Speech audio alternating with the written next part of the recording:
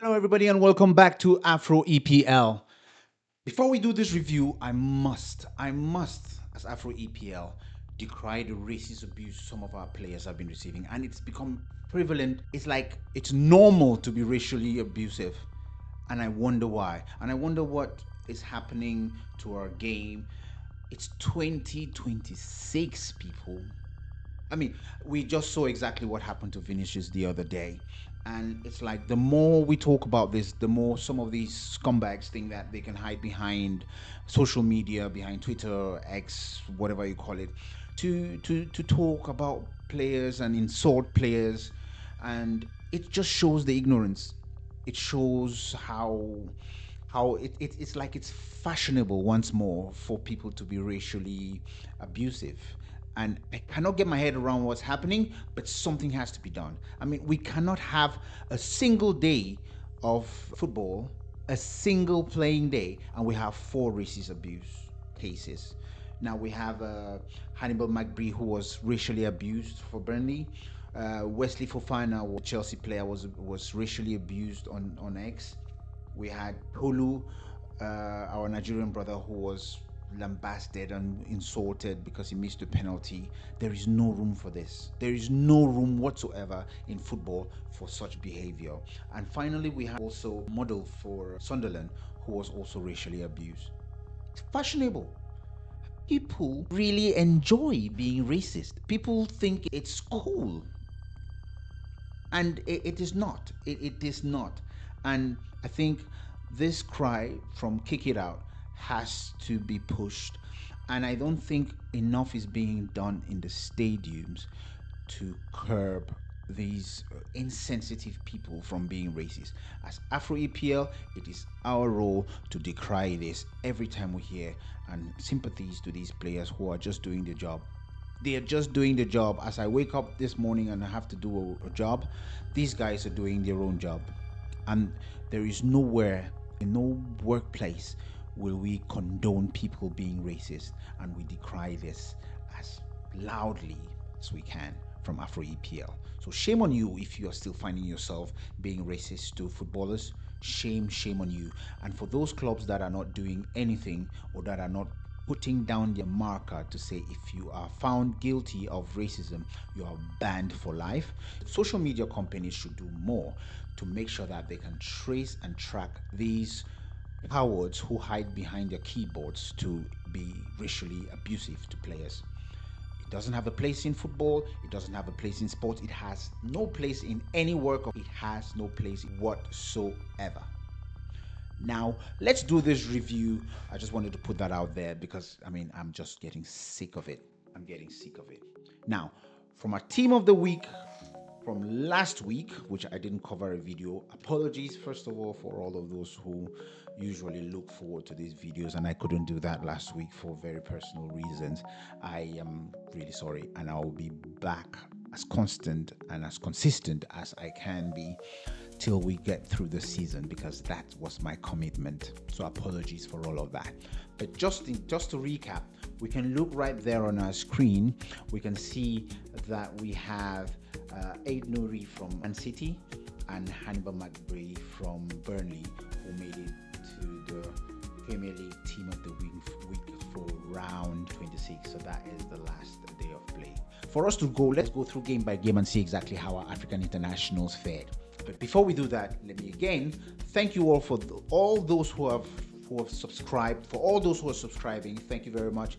Make sure you keep liking that. I mean, just look at that little button underneath your screen where you're seeing me right now. If you click it, you'll see a little round ball. It goes a long way to push my videos to new audiences, to push my videos to new people, to grow this community. We are on the road to 50k subscribers. Guys, you have been amazing. How much support you're giving me. I cannot thank you enough. But just keep clicking that button, share this video, recommend this video to others. Let's make that comment section as busy as possible so we get your ideas. I will read through, I will comment, I will interact. So thank you everyone who has been commenting on the videos. Thank you everyone who has been dropping comments and likes. Please, let's not stop. Let's keep going. Right, let's start from yesterday because it's so fresh in our minds, and it was a wonderful game. Everton against Man United. Man United are picking up this form. It is scary how well this team is doing right now, but it's interesting to see exactly how little changes can change everything. So our brothers, our Ivorian brother Ahmad started the game. Not his best of games. I mean, not the best of the games. I think 7 on 10 is a good score to give him, but Mbeumo was unplayable. This Cameroonian brother is just hearing it. He is absolutely playing out of his skin. The purple, it is not just the purple patch. You know how you can get purple patch, purple patch, purple patch? He's in a position where now his green is at this level where he's either having assists or scoring goals. Yesterday, he was absolutely on fire. That run from that Cunha pass, for him to literally get that composure to see Shesko and play that ball in for that goal was absolutely immense. So congratulations. I think, yeah, beautiful assist from him. Mbeumo, just keep doing your thing, brother. Keep doing your thing. You're making us very proud. For Everton, Ganagay had a very steady game, of course. They started the game with so much energy. You could see the energy with Everton. They wanted to suffocate United, but with the fluidity in United's play, their midfield is just relaxed. They can pick that ball up, and under pressure, they just find themselves free. They find themselves so free. Sometimes you ask yourself, is it even worth doing that press? Is it even worth doing that press? Because you could see Irogunam, Ganagay trying to push. Ndiaye was up there trying to push, but United just find a way out. They just found a way out. Ndiaye had also a fantastic game. Luke Shaw was on him like a rash, and I think we should give credit to Luke Shaw and the amount of work that Mainu did covering, and Cunha also defensively. Defensively, Cunha was being criticized. His biggest critic was he had so much. He used to just walk. He used to not be putting in the shift. But Cunha was unplayable. Defensively, he was covering, and because he knew exactly how dangerous Ndiaye was at the corner. So he was really locked up there. So it was a good win for United. So congratulations. I will give Ndiaye, like you see, he was given an 8 here. Let's look at some of his stats. He had a really good game. 90 minutes he played, created one chance. Defensive contribution, you can see there. So he was in both boxes doing some really good work. Ganagay, as usual, a standard 7 out of 10. You wouldn't ask more, you wouldn't ask less. He wouldn't give you more, he wouldn't give you less. He is just very productive and very standard in his game. So congratulations to United. They are picking up form. They are going to cement this top 4 this year, and congratulations to Carrick. I've made a video which I'm going to put a link down there to see exactly how he uses Amad Diallo and also how he uses Mazraoui to actually cement United's resurgence. So he's doing a great job. Congratulations. Like I said, Mazraoui came in at some point, this Moroccan brother, for about 30 minutes. Not really much to contribute, but he would have a standard 6 for that game. Brentford against Brighton. I don't know what happens to Brentford. Brentford will blow away the big teams like what they did to Arsenal. The energy was crazy. The crowd was up for it. The players were up for it. Then against Brighton, you look at the Brentford and you're like, is this the same team that played against Arsenal? Is that the same team that has been fighting them their way up the league and producing those wonderful performances? I could not recognize that Brentford team this week. Shocking performance from almost everybody in the team was on the par. Almost everybody. Ouattara was really played 90 minutes, but there was not much they could give.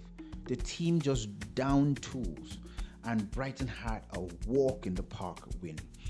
Well, in the Brighton team, Minte didn't start because Minte hasn't been starting games. Even as a sub, he didn't come in as a sub, as if Minte didn't have any minutes for this game. Baleba came in. Baleba played just for a few minutes. That kind of go in there and just kill the game. That was on the 90th minute. One of those substitutions where you say you're bringing in somebody just to go okay, let's just help us kill this game, just help us finish off this game. It was that kind of a substitution. So not really much we can rank either of these guys, but Brighton were really up for it and they had a really good win. Chelsea against Burnley. Like I said, Burnley, if they started the season like this, Burnley would have been absolutely clear of the waters. But unfortunately, they have left it really late to start this resurgence. But to get a draw at Stamford Bridge, it's not something you should take for granted. They turned up in the second half. They had a game plan, frustrated Chelsea, and had a really good game. Hannibal McBride played 90 minutes. This Tunisian brother, he's given the opportunity, he plays, and he would make things happen. He was very rugged. Imagining that between Santos and Caicedo in that midfield and Fernandes, they had a lot of work to do, him and Ogochukwu. So they really did frustrate the hell out of Chelsea. I promise you that. I think that is pretty much all our African internationals on that game. For some reason, I think Twenzebe is also injured. So we didn't see Twenzebe on that game. So it ended 1-1. West Ham against Bournemouth. Not really much in that game. But to be fair to our African internationals, to be fair, look at the ratings. Diouf had a 7.9, so that's very close to an 8. Really good game. He was bombing forward. You can see his heat map. He was playing out of his skin, this 21-year-old. And that's the thing about Diouf. You give him a task, he is on it. He is on it. I tell you, he doesn't mess about. On the other side, Wan-Bissaka also had a really good game. If West Ham have any chance of survival in this league, it will be how well these two guys are playing on the wing, how well they can support attacks, and how well they can defend, and they will be fine. They will be fine. Another brother from Bournemouth, a Moroccan brother. Adli has been having more game time, so he's been playing well and he's gaining confidence. He had about 66 minutes in this game with a ranking of 7. You could see his stats there. He really played well. So breaking through the midfield and trying as much as possible to do all those creating corners, causing corners, creating chances. So yeah, he played really well. I think these two, it was not a good game. It was really not there was not much in this game for us to report, to be fair. So we're just going to leave it at that. Man City against Newcastle. This was a really good game. Loads of controversy, of course. Man City ended up winning with O'Reilly, their makeshift winger. Pep Guardiola will not stop surprising us. He brings O'Reilly in, gives him a new role, and he's just running with it. And I think another thing that's helping City this time around is this pairing of Marmoush and Haaland as two strikers. Marmoush is playing that floater role, and Haaland is sitting in the point. So that is giving teams a lot of difficulty in terms of A, pressing the team, and B, they both can keep the opponents right in their half, because Marmoush is also very cute in how well he can press and how well he can occupy spaces to create chances for the likes of Haaland, for the likes of O'Reilly to run past, and then he makes that quick pass. Hence his goal. And if you see the assist he had, it was a really clever play, really good build up. So really good game from Marmoush. Semenyo also had a really good game. Semenyo had a good game, played for 87 minutes. You could see his XGs there. Really good, created 2 chances, a shot, about 3 shots that he had. So really good game from Semenyo. I think he's just 7.58 is a standard for him. So that tells you a lot about that Ghanaian brother. He's doing really well. Aid Nouri has come back from AFCON. He has come back from his injuries, and I think he has just settled down. He's just settled down and said, okay, you know what? This left wing is mine. He has just owned it, and he's playing really well. You can see his heat map there. He was really, from an offensive point of view, he was really, really high up. And yeah, he played really well. So the title race is on, and Man City are on the tails of Arsenal. So it's going to be a fantastic end of the season. I cannot wait. So they came up victorious there. Crystal Palace against Wolves. This was a game that was just pitting and just really dead. A proper dead game. Here we have Ismail Assar played 90 minutes. Not really much. He was ticking like what he does. He was playing really well. He was creating. I mean, he didn't really create much, but he had a really good shot, and I thought he would score. So you can see that he had a 7.6 rating there. We also had our Moroccan brother who played yesterday, Chadi Riyad. Chadi Riyad played for about 70 minutes. I think he picked up an injury, or was he just substituted because he had a yellow card, so he had to come off. So Crystal Palace, although they are having so much crisis with their manager, I don't know what's happening there. Oliver Glasner has lost it. It's just the club is in disarray, and I think there will be so many changes come the summer for this club for them to be back in a good standing. For Wolverhampton, they are already down, but we had Tolu who missed the penalty. But you know what? He missed the penalty.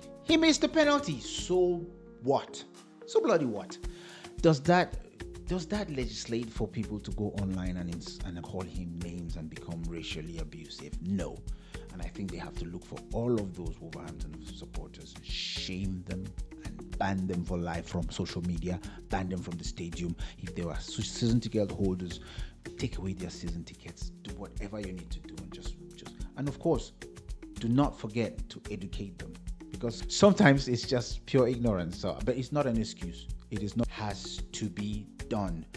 Chachua also, he's trying his very best. I mean, there's only so much you can do at this point in time, knowing that you're going down. Robert Edwards is surely just prepping this team right now to go. Well, we have a championship challenge next year. What are we going to do about it? But they are not helping their cause. The fans are not helping the cause for the team, or those, not all the fans, of course. I must admit that the pocket of fans who can be racially abusive are not helping the cause, because that must be a hammer blow to the team, knowing that your colleagues are being abused online. It's not cool. Yeah. Anyway, that's what we have to deal with. For Crystal Palace, I think the star of the day was Ivan Gesson. Ivan Gesson came into the game, I think it was he played about 18 minutes, came in and scored the winning goal. So congratulations to Ivan Gesson for changing that game. First goal for his new team, my Ivorian brother. I must give you your plaudits. So congratulations to Ivan Gesson. Nottingham Forest against Liverpool. How did Nottingham Forest not at least come out of this game with at least a draw? Somebody has to explain that to me, because I cannot get my head around it. In the first half, I have not seen Liverpool under that kind of pressure before. There was no way I could have seen this game and I thought, Liverpool had a chance. Liverpool were atrocious. They were rubbish all game. And of course, they showed exactly why they are champions. So at the end of the game, they had 2 goals. One was disallowed. Then a few minutes later, McAllister scored. So you could not blame them for knowing exactly how to win games like this. Well, for Nottingham Forest, we had Sangare. Sangare had a really good game, especially that first half. I think all players in Nottingham Forest should be proud of how well they played I don't know how they didn't score. They were missing some really, really clear chances. Sangare had a really great game. My Nigerian brother also had a good game. You could see his heat map right here. Olaina was really good. He played a really good game. Salah. What is going on with Salah? I don't know. I don't know what's going on with Salah. I cannot put my finger to what the issue is. Is it just him? Has he just hit his heights? Has he just stalled? Has the game left him? Is he just tired? Is it the out of pitch issues that are affecting Salah? I don't know. I could say one or the other, but Salah is not just Salah. The drop off from last year is crazy. He had 77 minutes. I think when he was substituted, you could see him, even him. I think it's just the sign of a frustrated person. He was just laughing. You could see him just laughing away, and you could see, you could tell that is someone who is really frustrated by his own game. Salah is not having the best of games. Sunderland against Fulham. Now, this was a game dominated by our African internationals. I loved it. I must start, first of all, with Sunderland. Sunderland has really dropped. They have gone south. Their performances have not been great. I think Granit Xhaka not being in that midfield and Siddiqui having to sit by himself has changed the dynamics of the team. So there's a lot of demand on this little man. He's still pulling up. I mean, he's still working hard. He is working so hard, this little DRC Congo brother. He is a machine. But I think that partnership has been broken. They have had to make a few adjustments, and it's not as fluid as it used to be. Diarra also had about 70 minutes game time. He played really well, but I just think the end product, Brobbey, is not scoring. Was not scoring, and they also had this Ivorian Jocelyn Tabi. He also came in and he played a really good game. He played really well. I think it's someone we need to keep an eye on. Another person who is coming back from his injuries are Granit Xhaka. So the moment Xhaka is back in, I'm sure at the end of the season, Sunderland will be back. Sunderland will be back doing their thing and winning games. Also, a mention must be for Romain Modou, who was also racially abused. I hope the club is making sure that he's okay. I hope, because he's a young dude. He's a really young dude. He's 22. To be racially abused online could really stump a lot of your pride, and it's a bad thing to experience. So hopefully he's having all the support that he needs from the club. That's all I can say. For Fulham, they had a really good game. Fulham were well deserving of their victory. They put Sunderland under loads of pressure. Iwobi was unplayable. One assist and one goal. You could see the training ground routine that they had for the goal, for the cutback, for one of Jimenez's goals, the first goal. Iwobi knew exactly the runs, and he just placed on the money, straight for Jimenez to finish. And then, of course, he had that goal. His goal was absolutely amazing, because the pass came through, and you see the angle was narrowing, and you were thinking, would he get it? But the way he dinked it to second post to score that goal, it will be a fantastic game. I think you deserve man of the match, but of course you had someone in your team who had a double, so he had to take the plaudits and the man of the match. Bassey also had a very, very good game at the back. Solid defensive. Handful with bro. When you meet Brobbey, you need to fix up, because he's gonna give you all the challenges that you can imagine. That man is a proper bloke. So congratulations to Bassey and Anderson. They have a really good partnership going there. Of course, Sam Chukwueze is still injured, so we couldn't see much of him. Tottenham against Arsenal. Oh, Dr. Spurs. I was really hoping, when I saw the lineup, and I was thinking, oh, look at that. Sarr and Bissouma finally playing together. Under a new coach, they will run with this. Nope, it didn't happen. They didn't have the best game. Individually, yes, they were, in the first half especially, they disrupted a lot of the Arsenal game. But as a partnership, there was just no cohesion. And the transition game was absent. Spurs team I don't know what's going on, but these guys can play. I think with that list let me show you the list of injuries. I mean, there must be context to it.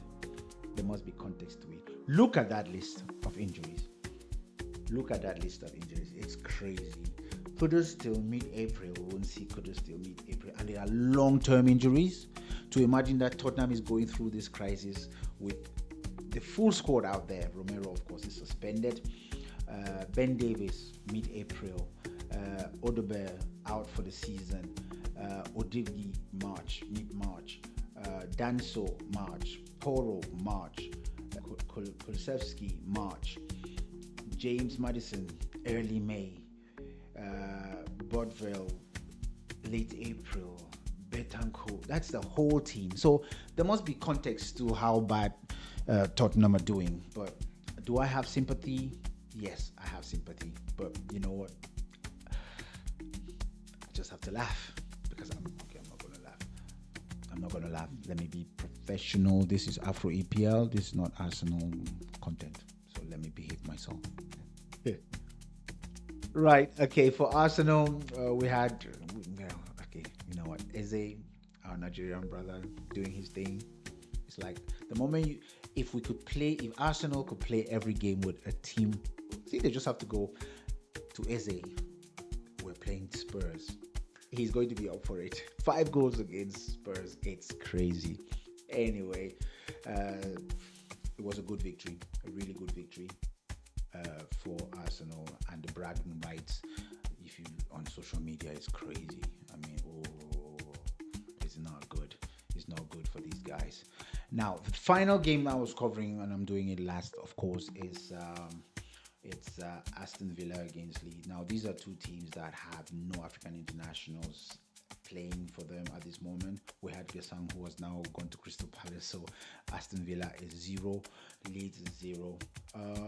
Villa have lost their way a little bit in the title race. They are not winning, and I think if you see the league table now, I think they won't finish third. I don't think Villa will finish third. I think Manchester United will finish third in the league. Now, in terms of the player of the week, round 27, we have Iwobi. Congratulations to Iwobi, 8.7, who has made it to the team of the week. This is really fantastic. And also Bassey, who has made it to the team for match week 27. So congratulations to these two brothers who have really shown us and made us proud as African internationals. That's all we had today for a review of round 27. Hope you enjoyed this. Again, don't forget to keep clicking subscribe, keep liking the video, share this video, put on your notifications so you know exactly when we drop videos. And we will be doing this till we see the curtains go down on this season and see exactly who wins it. Come on, you Gunners. Come on, you Gunners. Thank you very much. Have a blessed day. I can't even speak. Bye. Au revoir. Merci beaucoup. Asante.